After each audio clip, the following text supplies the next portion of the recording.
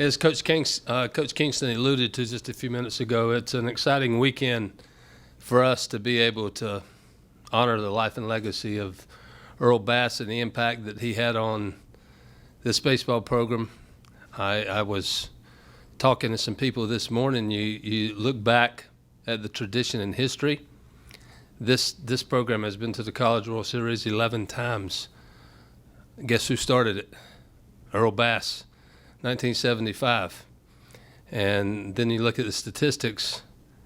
I didn't personally get a chance to see him pitch, but I've heard many stories that he was almost untouchable at times. I think 23 wins in 2 years. He had 10 shutouts, minuscule ERA, 34 wins.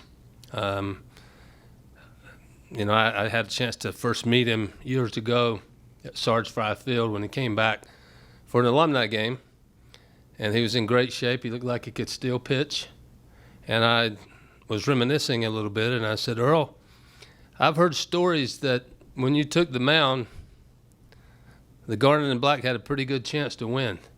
He said that would be accurate. So, but we're excited. His family will be back this weekend, and we get a chance to honor that family and the late Earl Bass and retire his jersey as the first one in the history of the program. Questions for Coach, or get back to starting right? Ray, what led to the recent effort to retire jerseys in different sports?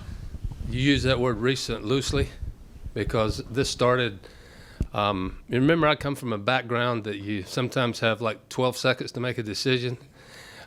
We started about 2 years ago. I thought it was very important. We have a Hall of Fame, but I thought it was very important that we recognize student athletes from their respective sports in different capacities. And it took us about 2 years to get to the legislation, the protocol, and the formality of trying to have some guidelines that would work and would be somewhat fair. My patience was not that great, but Charles Bloom led the charge. And so now we're at that point, and we will continue to move forward in all of our sports to retire jerseys. I think it's a great initiative. It started back with Trinity Johnson, women's softball a few weeks back, and then Mickey Barber and Terrence Trammell from the track program, and now Earl Bass in baseball. So I just think it's a great opportunity to recognize student athletes at this level from their sport, whether or not they ever become Hall of Famers or if they're already in the Hall of Fame. I think it's another opportunity to be identified in your venue. You mentioned your first meeting and interaction with Earl. What was your last meeting like with him, and was he always as sharp and quick-witted with you as he was that first day? Yeah, he was. And, I guess it was only 2 or 3 years ago that he was one of the legends at the SEC baseball tournament. And he was always extremely friendly and confident, proud of this program. I heard a clip from Coach Raines in one of his interviews about how good he felt about being on the mound. And when you have pitchers that go out there that the other guys think, we got a really good chance to win this game. He was one of those guys. But I enjoyed it. It was important to me early in my career when I started coaching here that those guys would come back. And they all talked about Earl Bass. They go, hey, I know you've had some good players and a couple of good pitchers here and there. This guy, Earl Bass, the best of the best.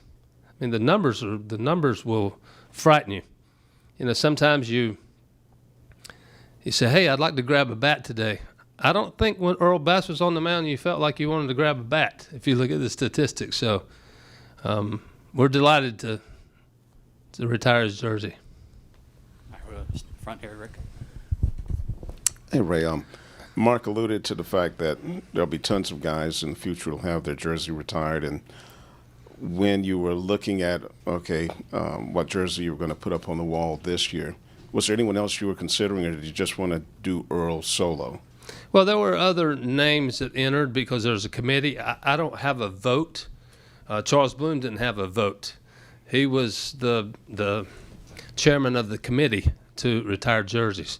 So it was extremely thorough, as we tend to do sometimes in these administrative roles. We're probably thorough to a fault sometimes, but there were other names. But he clearly rose to the top as he would be the first one in the history of the program. So could we be looking at a series of years where you'll have at least one jersey retired? I think that's possible, but then there may be times where a particular sport might not have one year, but might have one the next year. We had 2 in track this year, but we'll continue this trend with our sports that we will retire jerseys. Your last call. Personally, are there any others in the baseball program you would like to see retired? There are a lot of good ones. I think time will tell, but some guys are still involved in baseball at a high level. But there's been a lot.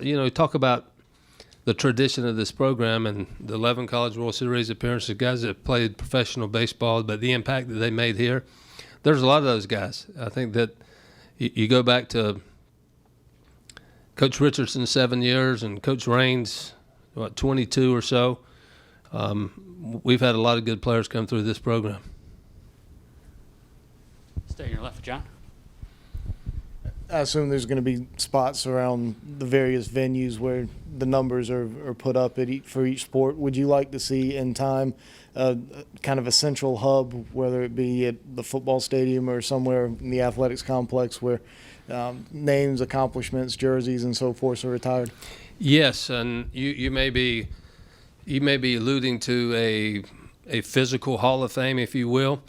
I don't want to get too far out in front of my skis here, but Williams-Brice Stadium, we're undergoing a retrofit now for vacated space with the Long Football Family Operations Center, that if it passes the next steps in the state process, we will have some space. But there's some talk about opportunities there that if the space that we are thinking about is big enough that we could have something like that in that location. So again, I don't want to get too far out, but I think that would be a perfect scenario. I mean, a lot of schools have built standalones, Hall of Fames, but I think if we had an opportunity to have the space at Williams-Brice to recognize a lot of our sports in one space, that would be good. Any more questions for Coach Sam? Appreciate it. Thank you.